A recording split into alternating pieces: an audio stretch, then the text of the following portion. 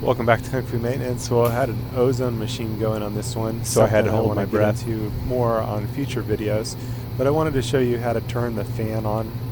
You go into this setting here, and you have to click on the set button. So I'm putting it to always, hit set, and then we can exit here by going to the done function, and then you can just raise the temperature above what it is in the room.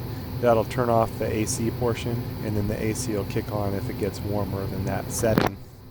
But in this way, it keeps the fan on continuously. Again, that's something I wanted to happen for the ozone machine, to bring the ozone through the machine. But you can't breathe the ozone in. It's a dangerous thing, ozone. Perhaps I'll get into the ozone machine in the future. If there's any interest in that, somebody let me know in the comments below if you're interested in learning more about ozone machines and using the ozone machine.